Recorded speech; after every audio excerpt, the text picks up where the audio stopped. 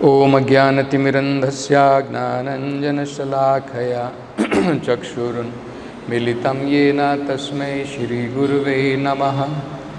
नमो ओं विष्णुपदाय कृष्णप्रेष्ठाय भूतले श्रीमते भक्तिवेदान्तस्वामिन् इति नामिने। नमस्ते सरस्वती देवे गौरवाणी प्रचारिणे निर्विशेष शून्यवादी पाश्चात्य देशतारिणे। जय श्री कृष्ण चैतन्य प्रभु नित्यानंद श्री अद्वैत गदाधर श्रीवासदि गौरभक्तवृंद। हरे कृष्णा कृष्ण कृष्ण हरे हरे, हरे Ram Ram Ram Hare Hare. So Lord Kapila is explaining about the danger of unrestricted mixing of opposite sex, male and female. That is why, according to the Vedic literature, this mixing is allowed only in one of the ashramas. In all other three ashramas, this unrestricted mixing is not allowed. In Brahmacharya, it is advised one should not, in his mind, in his words, and in his action, he should give up any kind of desire, lusty desires. Then only in Grahastha Ashrama, for the sake of procreating children, one is allowed to mix with husband and wife.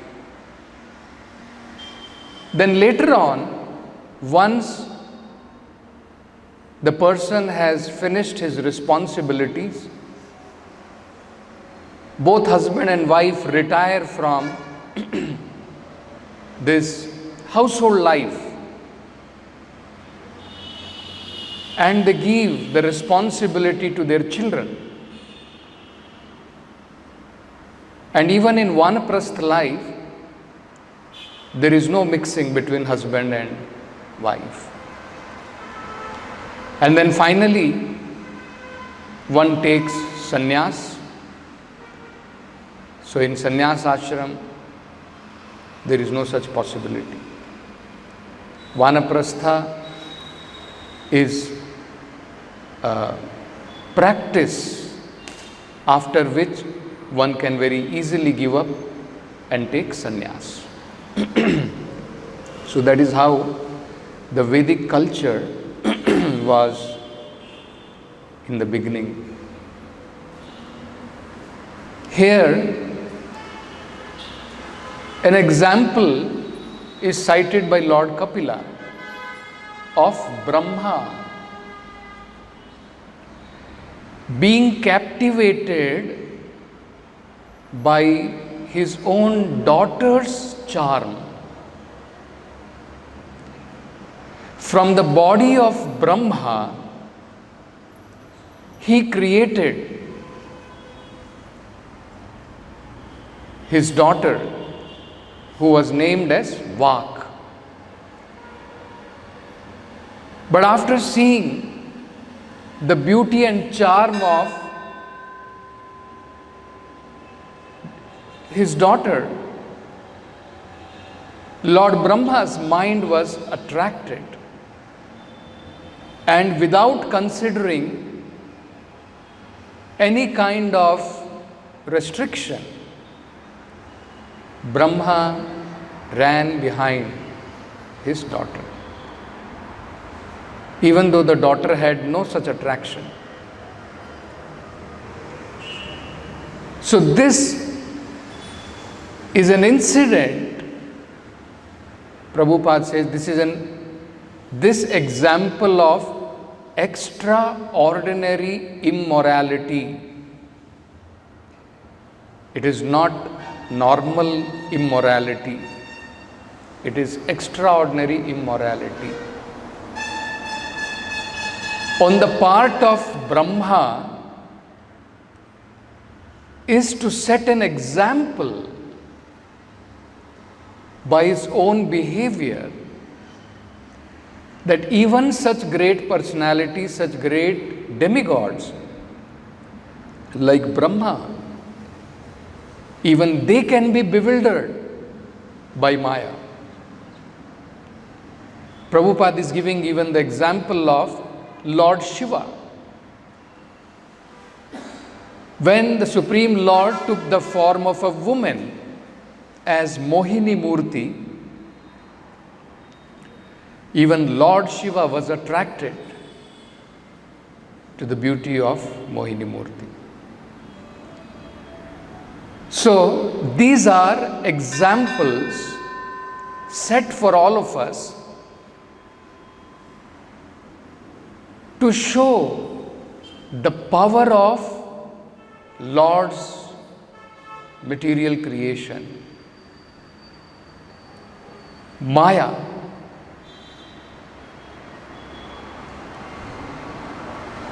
Prabhupada explains, it has to be understood very clearly. First of all, this is an example which they have set for all of us so that we can understand the Vedic instructions, that what is given in the Vedic literature is not untruth. When the Vedas are saying, do not sit even with your mother, your sister, or your daughter in a lonely place, it is not something untruth. It is important. Vidvam sapi karshati. In the Srimad Bhagavatam it states, Balwan indriya gramam vidvam sapi karshati. The senses are so strong, Balwan. Even if one is very learned, even his senses can become infatuated in that condition. So, one should not take that risk. It is very important. What are we? Are we so learned? Isn't it? Imagine. So, to show these examples practically, that these are not some fantasies. What is given in the Vedic literature is not simply, okay, who will be attracted to his own daughter, we may think. Correct? Who may be attracted to his own mother, to own sister. Vedic literatures are saying no. Vidvam sapi karshati. Even one may be very learned and the example is given. You can see the example of Brahma is given. So Prabhupada makes it first of all very clear that this incident did not occur in this kalpa.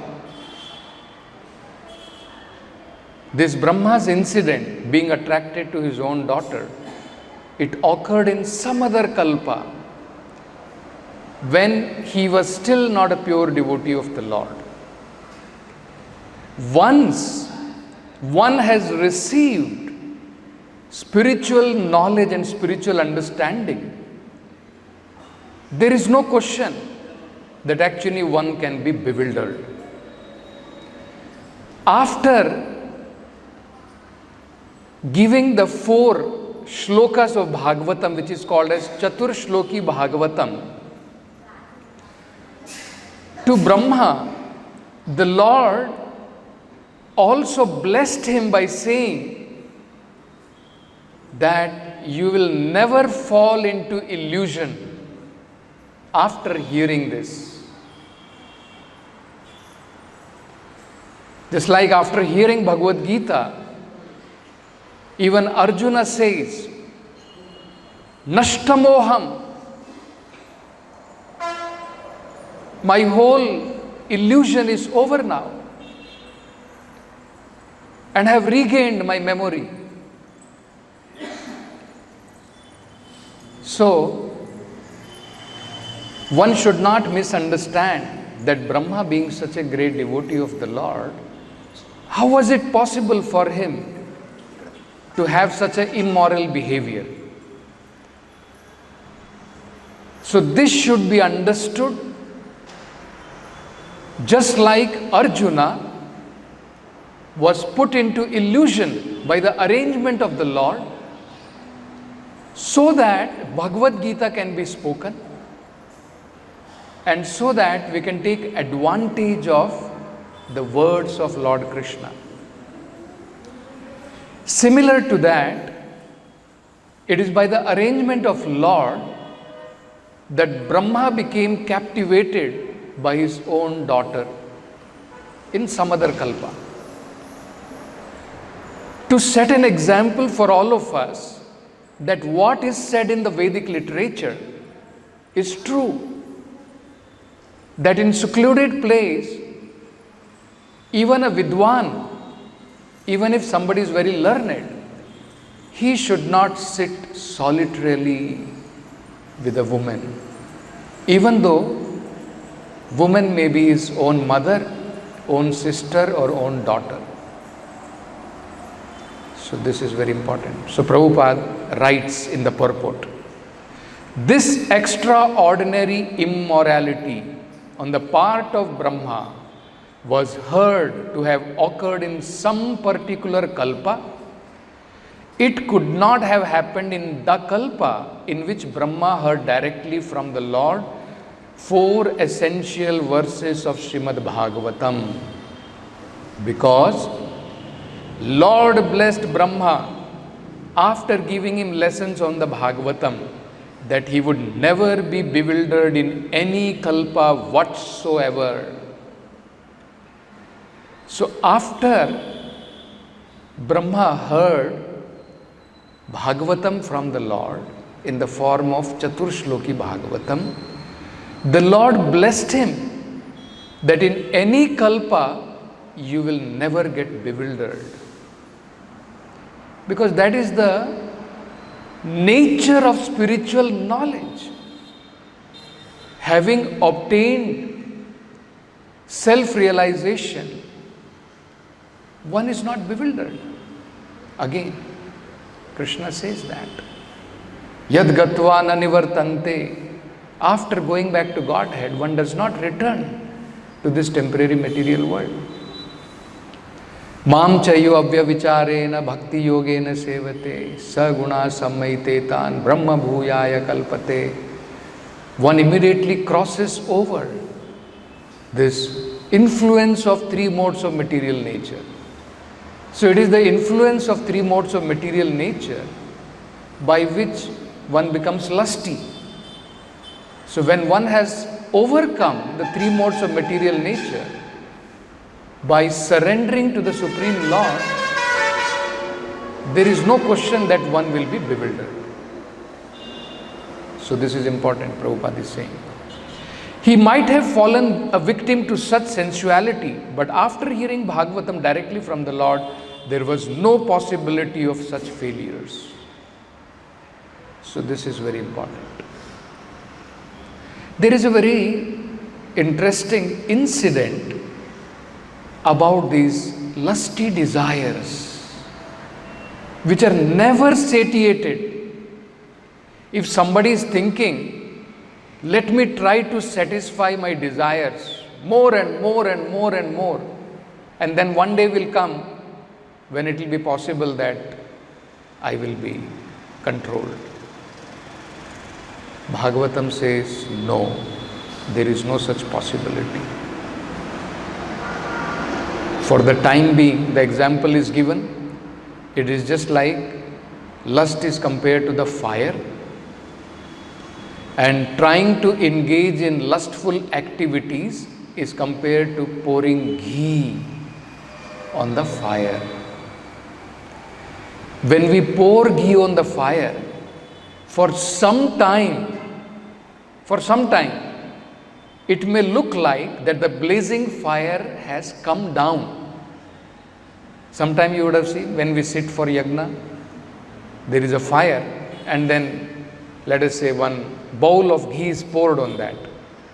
For a few seconds, it looks like the fire comes down. But actually, this ghee is the substance to fuel the fire more and more. Engaging in sensual activity is a fuel which will degrade us more and more towards sensuality. It is not that the more you engage, the more you will be satisfied thinking, "Ho gaya, now I am satisfied, now I will be able to give it up." There is no possibility like that. That is a different method altogether, which Prabhupada is mentioning. The method is, we have to become attracted to Madana Mohana, the Supreme Lord, who is the attractor even of Cupid. Now we are Madana Dahana. We are burning in the fire of lust. Only when we surrender to Madana Mohana, then it will be possible that our lusty desires will be able to control. So there is a very nice incident which is explained in Bhagavatam to make us understand these lusty desires, you cannot give it up, even in the old age. Even in the old age. One should not think, now I am very elderly, I am a retired person, so it does not matter. That is for young people may become attracted. I am an elderly man, I will not be. Vedic literatures are saying, no, it is not like that. So, the example is given of Yayati, King Yayati. King Yayati had two wives, Sharmishtha and Devayani. And Devayani was the daughter of Shukracharya. Shukracharya had warned Yayati, you should not have child with your other wife. Otherwise, I will curse you. So he had warned him. So, King Yayati had children from Devayani, but then Sarmishtha, she became very depressed. She approached the husband and said that, what is this? I am also feeling deprived in my household life. Please also bless me with children. So King Yayati did remember the warning of father-in-law, Shukracharya. But then he felt that actually this is according to religious principle. A king, a Kshatriya cannot refuse his wife when she has approached him if she wants to have a legal child. So then he consented, and then when Sharmishtha became pregnant, and when Devayani came to understand this, when she heard this, immediately she left the house, she left the kingdom, went back to her father's house and reported the whole incident. And King Yayati also went behind. He was very attached to Devayani. He went behind her to father-in-law's house to bring her back. He tried to pacify her with many kind words, but she would not listen. And the father was very angry. So he said, you will lose your youth. I curse you. You lose your youth. You will become an old man now itself. And you will become invalid. So then he requested, he said, what is this? My desires are not yet satisfied. And if I become old with unsatisfied desire, what will I do? What will your daughter do? So then Shukracharya, he was thinking that yes, that is correct. It is an injustice I will be doing to my daughter.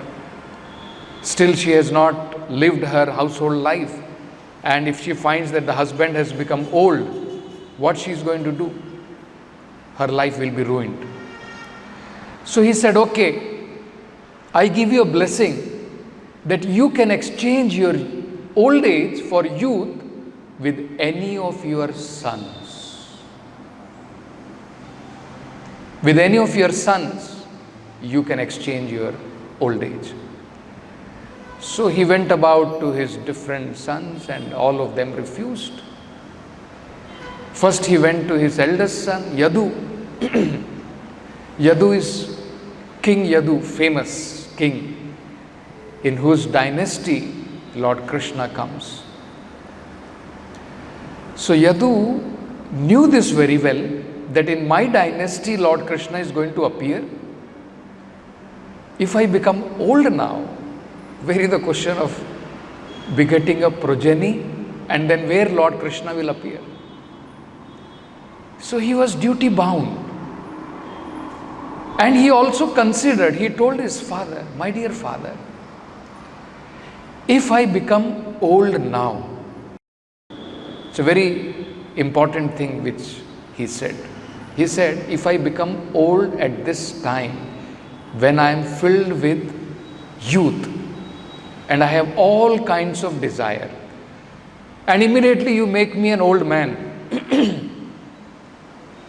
I will be having all these lusty desire as an old man. Will it be good?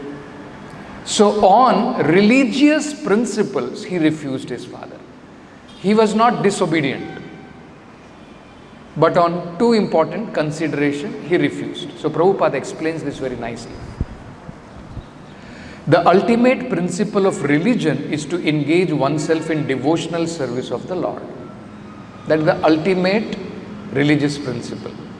Maharaj Yadu was very eager to engage himself in the Lord's service, but there was an impediment.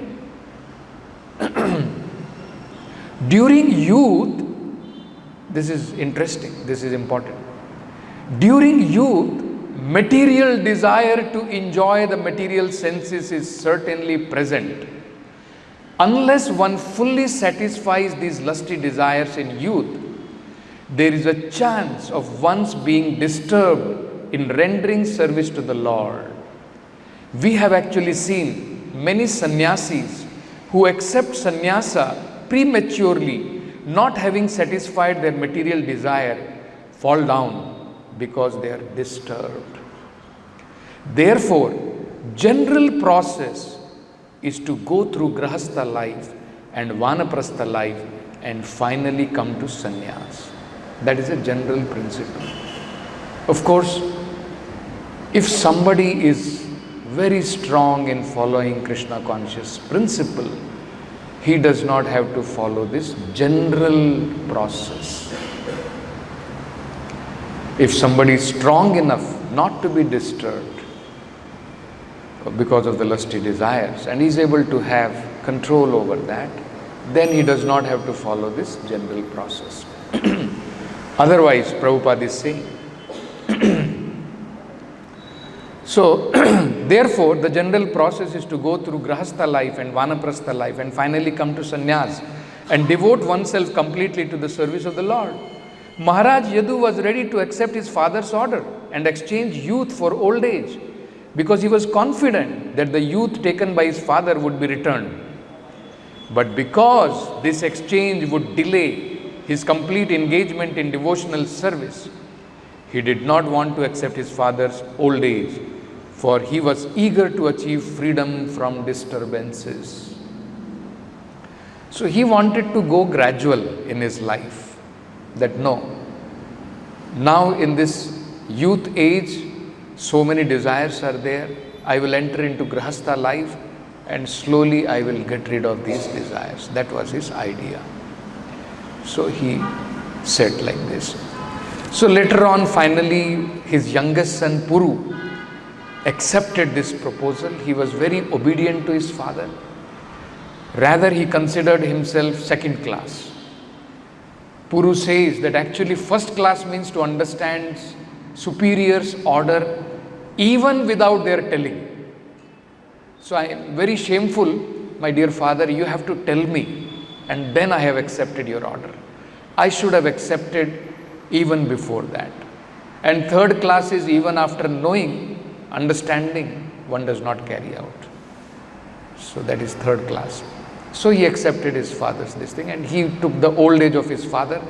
And it is said King Yayati enjoyed that youth for 1,000 years. 1,000 years.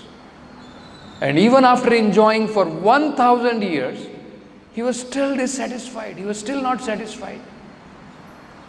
Then finally, in frustration, he approached his wife and he expressed his degraded condition by telling a story of a he-goat and she-goat. That how, like this, when the he-goat became lusty after another she-goat, that Brahmana to whom that she-goat belonged cursed that he-goat, and he became completely infertile. His testicles were cut off. And then once again, by the power of that Brahmana, that he-goat regained his testicle, and still he was dissatisfied even after enjoying. So you can imagine, this is the story. So very nicely he is explaining to his wife his condition. So very interesting, some few verses are there. I'll just read the translations of that. So this is King Yayati in frustration after enjoying for thousands of years, when he is still dissatisfied, and he enjoyed that life in full vigor for thousands of years. That was the blessing he got, that in his youth his power will not decrease. So he is saying, a person who is lusty cannot satisfy his mind even if he has enough of everything in this world. If there is lust in his heart, even if he gets everything enough of wealth, enough of comforts of life, enough of opportunity to satisfy his desires, there is no possibility that can satisfy his lusty desires. So he is saying, even if he has enough of everything in the world, including rice, barley, other food grain, gold, animal, woman, nothing can satisfy him. See, everything he is saying. Enough of food to gratify his palate, enough of woman to gratify his genitals, everything, wealth, comforts of life. If a person has lust in his heart, all these things actually cannot satisfy him. The next he says, as supplying butter to a fire does not diminish the fire, instead increases it more and more, the endeavor to stop lusty desire by continual enjoyment can never be successful. This is a myth. If somebody is thinking, let me continuously satisfy my desire and then one day I will be able to come to the point where I can satisfy myself. No. It is just like putting ghee in the fire. This is the example given in the Vedic literature. Then he says that actually this is possible to be controlled only when one has come out of three modes of material nature. When one has become equal in his dealing, when one has become non-envious, when all these dirty things have gone out from the heart. So he's saying, when a man is non-envious, does not desire ill fortune for anyone, he is equipoised For such a person, all directions appears happy. Then he does not get attracted to this kind of sensual pleasures. Is completely satisfied. And then he's saying, this is also very interesting. For those who are too attached to material enjoyment, sense gratification is very difficult to give up. See, for those who are too attached to material enjoyment, sense gratification is very difficult to give up. Even when one is invalid because of old age, one cannot give up such desire for sense gratification. It is other thing that he cannot physically engage in such activities. May not be able to engage physically, but such desires do not go away. If a person has been too attached to sense enjoyment, even in old age, such desires will continue. Therefore, one who actually desires happiness must give up such unsatisfied desires, which are the cause of all tribulations. You have to voluntarily give it up. No other process. You have to take up the determination to voluntarily give it up. It is said in Bhagavatam, Prahlad Maharaj describes that as, it is an itching sensation. Very interesting, very important. You can try this. Itching sensation, suppose you get an itching sensation in your hand. You itch it. Then what happens? It will grow more. Again it will. Because that itching sensation is there. And then you itch it more. Then after some time it becomes a wound, it will pain. That itching sensation is there, you tolerate for some time. Sometime you just tolerate it. After some time it disappears, goes away. So of course, this itching sensation of sense gratification does not go away just by tolerating. By tolerating, one can give it up for some time. And one can engage positively in devotional service. Param drishtva nivardate. Until and unless one attains a higher taste in devotional service, one cannot give up this lower taste. One cannot give up. That is what we find in the life of great devotee like Yamunacharya. He says, Yad avadhi mama chitta Krishna padare vindayor. He says, from the time my mind has become attached to the lotus feet of the Lord, Nava rasum udyatum rantum asita. I am always, every moment, I am relishing newer and newer taste. Tat avadhi batanari sangame smaryamane. At this instant now, when I am engaged in the service of the Lord and I am enjoying newer and newer taste, even if by chance, because of my old habit, even if my mind gives such an idea that why not embrace a woman? Nari sangame smaryamane bhavatu mukha vikara shushtu nishtivanam cha. I spit at such a thought. Why?